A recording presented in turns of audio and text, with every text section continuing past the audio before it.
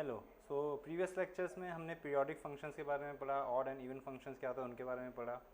तो अब इस लेक्चर में हम आगे बढ़ेंगे और जो आपके सिलेबस में ये हाईलाइट मैंने पर्पल कलर में हाईलाइट करा हुआ है उस पोर्शन को अब हम करेंगे कि एक्सपेंड कैसे करते हैं। जो फोरियर सीरीज़ का मेन एम है कि we expand a periodic function into infinite sum of sine and cosine function. तो वो चीज़ आज हम करेंगे। मैं आपको दो क्वेश्चंस कराऊंगा जिसमें हम एक फंक्शन को एक्सपेंड करेंगे इन टर्म्स ऑफ फोरियर कोफिशिएंट्स निकालेंगे। तो let's get started without wasting any time.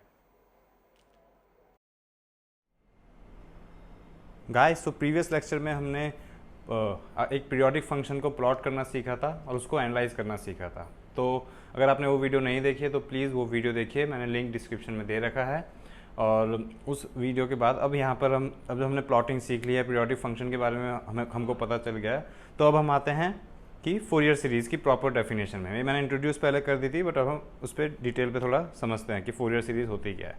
सो जैसे मैंने आपको बताया, in Fourier series what do we do, एक we have a periodic function if fx is defined in the interval c to c plus 2l and fx plus 2l is equal to fx, that is fx is periodic function with a period of 2l। तो fx एक periodic function है, उसका time period 2l है और उसकी interval हमको given होगा। जैसे अभी तक हमने कर रहा था 0 to 2 पाई कर रहा था, याद है? तो उसी तरह से पीरियड गिवन होगा। तो c मैंने उनको c plus 2l लिया है। तो उस फंक्शन को हम लिख सकते हैं f in terms of cos and sine, right? यही हमारा फोरियर सीरीज की डेफिनेशन थी। We can write all these functions in terms of cos and sine functions, all these periodic functions. So f x is equal to a n cos n pi x by l b n sine n pi x by l. अब ये यहाँ पे period मैंने 2l लिया है, तो ये कोई फिक्स चीज़ नहीं है। हम साइन कन्वेंशन जो सिंबल्स हम ले रहे हैं वो ऐसा होता है कि you have to use one symbol when you are practising and learning anything, so it will be easier for you to retain those things. अब हर बार सिंबल बदलता रहेगा, कोई इसको ए और बी भी ले लेता है, कोई लोग ए और बी भी लेते हैं। तो b माइनस ए को 2l बोल देते हैं कि पीरियड होता है। मैंने c और c प्लस 2l लिया है, तो उसमें कन्फ्यूज़ नहीं होना। और पीरियड 2l कोई ये भी कोई फिक्स नहीं है, पीरियड आप l भी ले सकते हो, बट इससे फिजिक्स नहीं और मैथमेटिक्स नहीं बदलेगी। मैंने 2l इसलिए लिया है क्योंकि पीरियड 2l लिया है, तो यहाँ पे l आएगा आपका, ठीक है? अगर मैं पीरियड l लूँगा तो वो उसका हाफ आएगा l/2। तो डिनोमिनेटर में अगर पीरियड l लिया होता, c प्लस l होता, तो यहाँ पे l/2 आ जाता और बाकी सारी चीज़ें भी l/2 के टर्म्स में होती। तो वो थोड़ा ज़्यादा कॉम्प्लिकेटेड हो जाता लिखने में और उसमें, तो इसलिए ईजी हमने कर दिया कि 2l ले लिया है तो यहाँ पे l आया। अगर पीरियड l होगा तो l/2 आएगा। तो इसमें कोई कन्फ्यूजन की बात नहीं होनी चाहिए, आपको सिम्बल्स क्लियर होने चाहिए। ए एन क्या है, b n are, these are Fourier coefficients. ये क्या होते हैं ये हम निकालेंगे, ठीक है? लेकिन ये फंक्शन के पीरियड से हमको कन्फ्यूजन कभी नहीं होनी चाहिए कि b माइनस ए 2l है, ये b है, ये b है, ये a है। मैंने c और c प्लस 2l लिया, तो अब मैं जो भी काम करूँगा अब c और c प्लस 2l के टर्म्स में ही करूँगा, ठीक है?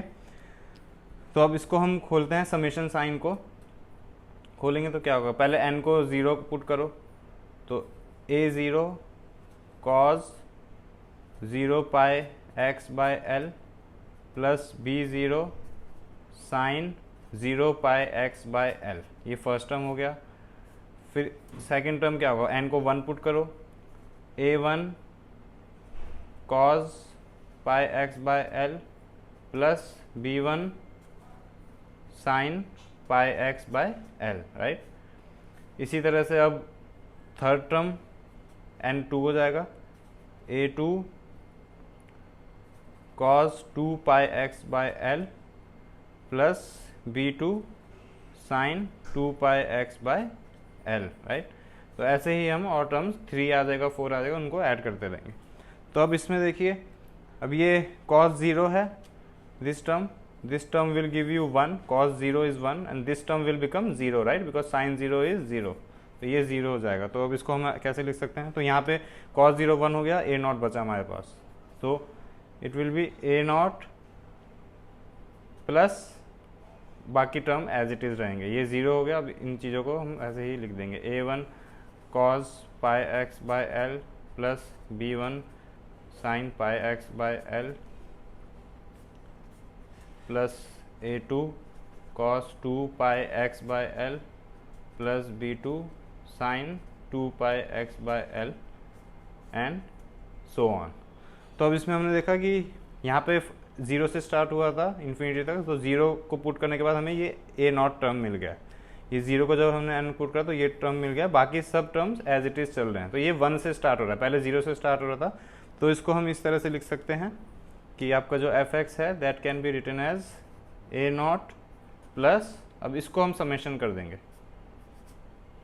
और n की जो वैल्यू है ये हमेशा ध्यान रखना है। अगर A0 लोगे तो n will be starting from 1, okay, because मैंने दिखा दिया आपको कि n 0 पुट करा तो ये साइन वाला टर्म कैंसिल हो गया, 0 हो गया, तो A0 उधर से आया है। तो A0 अगर आएगा तो यहाँ पे n विल बी 1। यहाँ पे देखो A0 नहीं है तो n 0 से स्टार्ट हो रहा है, और यहाँ पे वही चीज़ हमें लिखनी है, an cos n pi x by l plus bn sine n pi x by l.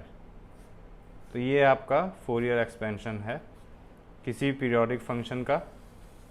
तो इसमें हर एक सिंबल आपको क्लियर होना चाहिए। ये क्या है, A0 an bn जो है हमारे ये फोरियर कोफिशिएंट्स हैं। ये कैसे निकलते हैं ये हम बताएंगे। अब हमें कोई भी क्वेश्चन दिया होगा, फंक्शन दिया होगा, पीरियड दिया होगा, हमें पहले A0 निकालना है, फिर an निकालना है, फिर bn निकालना है, और आपको सीरीज मिल जाएगी। तो these are called Fourier coefficients, okay.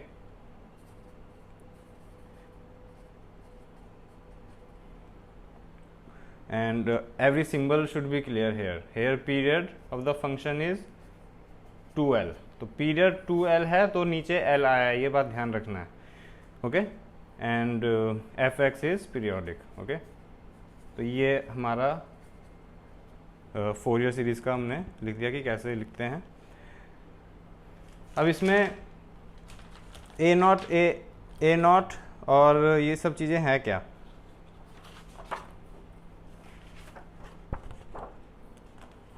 तो यहाँ पे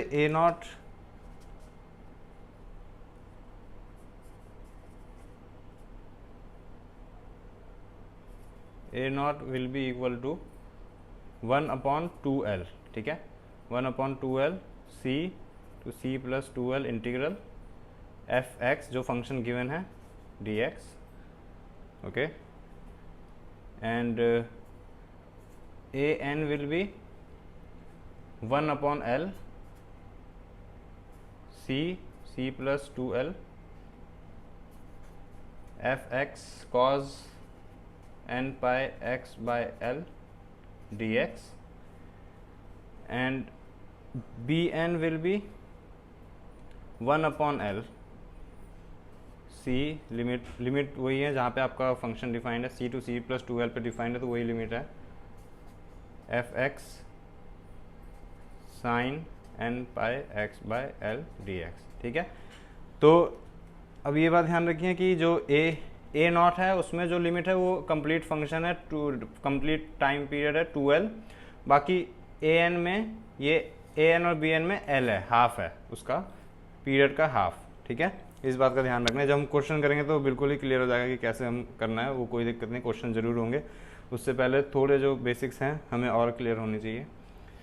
तो अब इसमें f(x), A0, an, bn हमें इस तरीके से निकलेगा इंटीग्रल करके, ठीक है। तो an के साथ cos का फंक्शन रहेगा, bn के साथ साइन का फंक्शन रहेगा, जैसे हमने उसमें कर रहा है। जैसे अगर मैं ये दिखाऊं आपको तो याद कैसे करना है कि ऐसे an cos n pi x है, bn sin n pi x है, तो an के जो हम निकालेंगे इंटीग्रल में फंक्शन को cos n pi x by l के साथ ही मल्टीप्लाई कर रहा है, ऐसे याद रखें। bn यहाँ पे फोरियर सीरीज में भी sin n pi x by l है, तो इंटीग्रल में भी फंक्शन को sin n पाई x के साथ हमने मल्टीप्लाई करा है।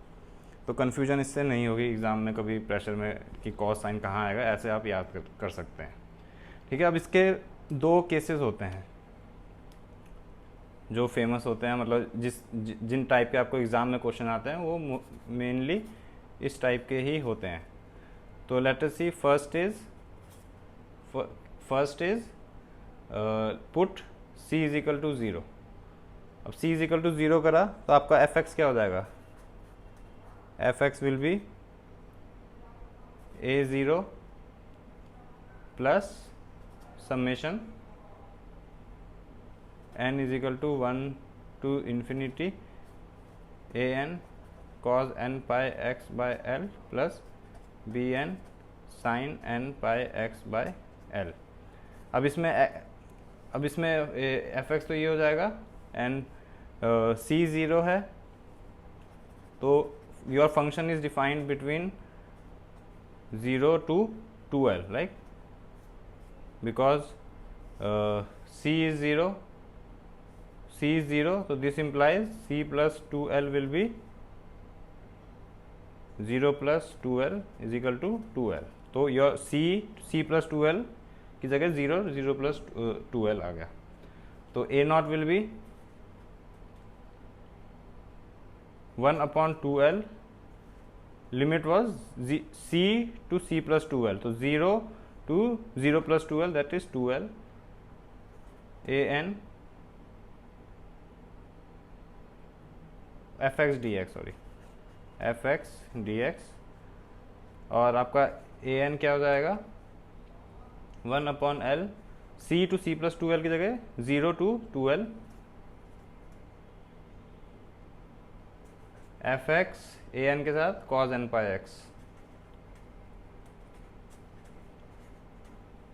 और आपका बी एन क्या हो जाएगा 1/l 0 to 2l f x, b n के साथ क्या होता है sine n pi x by l dx। ठीक है, तो ये आपका फर्स्ट केस होगा। ये कैसे एग्जांपल होता है मैं बताता हूँ। जैसे आपका फंक्शन है, जैसे हमने करा ही था f x is equal to x where x was in the limit 0 is less than equal to 2 pi, है ना। तो वही हो गया, ये c हो गया, ये c प्लस 2l हो गया, राइट। तो c यहाँ पे 0 है, c प्लस 2l 2 पाई है, तो ये उस टाइप का केस हो गया आपका। तो ऐसे ही एग्ज़ाम में करना है। तो 2 pi is equal to 2l, तो आपका l क्या आ जाएगा, l इज इक्वल टू पाई। तो कोई भी इंटीग्रल आएगा तो आप l की जगह पाई पुट करोगे। तो इस तरह से हमने करना है। और या तो इस तरह की लिमिट होती है, या तो दूसरी लिमिट हमने जो देखी है वो कैसी होती थी, उसका मैं सेकंड केस उसी का है, मैं दिखाता हूँ। Case 1 is clear, c is equal to 0। अब सेकंड है c is equal to minus l, right. अब c is equal to minus l है, तो c प्लस 2l कितना हो जाएगा, minus l plus 2l is equal to l. तो इसमें आपके सारी चीज़ें फोरियर सीरीज तो वही रहेगी जो है an, लेकिन आपका जो a नॉट है हेयर x इज बिटवीन, ये आप लिख लेना, सेम चीज़ है, x minus L two L है, x इस पीरियड में डिफाइंड है। तो आपका जो a नॉट होगा दैट इज़ 1/2l। ये पीरियड कैसे डिफाइन होगा, इसमें पीरियड होता है जैसे b माइनस ए को लेते हैं, पीरियड इज, इसमें भी माइनस एल टू एल है, but your period will be, जैसे हमने प्लॉटिंग वाले क्वेश्चन में भी दिखाया था, b माइनस ए, जैसे इसको अगर b बोलो, इसको a बोलो, और c plus 2l minus c, तो it will B c plus 2l क्या है, यहाँ पे l है, और माइनस c क्या है, माइनस ऑफ l, तो इट इज़ 2l। तो सेम है। तो ये एंड पॉइंट्स को देख के आपको पहले पीरियड निकालना होता है इन क्वेश्चन में हमेशा। तो यहाँ पे भी पीरियड 2l है, तो ये 1/2l ही यहाँ पर आया है। और integral 0 minus l to l, right, c to c plus 2l, right, f x d x, ये आपका a नॉट आ गया, ठीक है। और a n will be equal to 1/l minus l to l f x sine n pi x by l dx, और similarly bn will be equal to 1/l minus l to l f x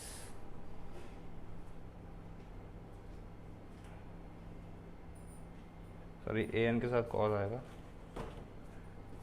bn के साथ sign आएगा, sign n pi x by l dx, ठीक है। तो ये आपका second case होगा। इसका एग्जांपल कैसा होता है, जो इस टाइप के फंक्शन होते हैं जो मैंने कराया है प्लॉट में ही, एक्स और यह है minus pi x to pi, ये वही हो गया। ये है क्या है आपका minus pi is what c plus c and this is c plus 2l, है ना। तो आपका पीरियड क्या हो गया इस केस में, c is minus pi and c plus 2l minus c is equal to pi minus minus pi, pi minus minus pi, right, pi minus minus pi. तो यहाँ पे क्या होगा 2l इज इक्वल टू 2 पाई, तो l is equal to पाई। तो पिछले वाले case की ही तरह है, बट पीरियड शिफ्ट हो गया, डिफाइन हमने दूसरे एंड पॉइंट्स डिफरेंट हैं इसमें, ठीक है। तो ये उस केसेस के लिए होता है। तो आपके दो चीज़ें हो गई हैं। अब अब नेक्स्ट क्वेश्चन आता है y what, y only sine and cosine functions are used, right?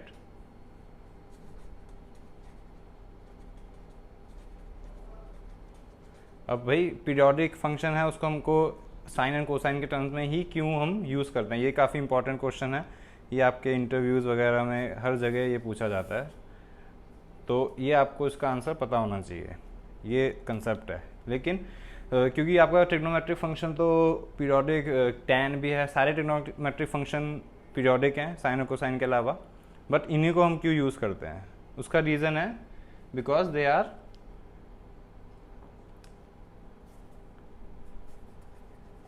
they are periodic, first thing, bounded, continuous and single valued, ये सारी क्वालिटीज़ इनमें हैं। अब जो आपका tan फंक्शन है उसको क्यों नहीं ले रहे हैं, वो इन्फिनिटी पे चला जाता है, that is not bounded, tan function is not bounded, right.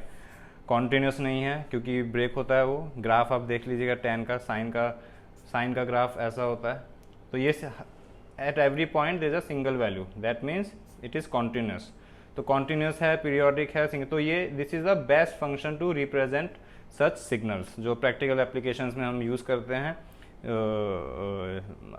मतलब जो फोरियर ट्रांसफॉर्म होता है इनका, और जो वेदर फोरकास्ट और काफ़ी सारे एप्लीकेशंस होते हैं, सिग्नल रिलेटेड ही हैं सारी चीज़ें। तो सिग्नल को बेस्ट तरीका यही है रिप्रेजेंट करने का, क्योंकि आपका सिग्नल बाउंड है ना, और आपका ये सिंगल वैल्यूड है, कोई बहुत ज़्यादा हाई नहीं है, इन्फाइनाइट पे नहीं जा रहा, जैसे tan का होता है इन्फाइनाइट पे ऐसे चला जाता है एक इधर tan पाई पे, तो वो नहीं हो रहा है यहाँ पे, है ना। तो ये इनकी वजह से these are best representation of the mathematics, these are best mathematical models.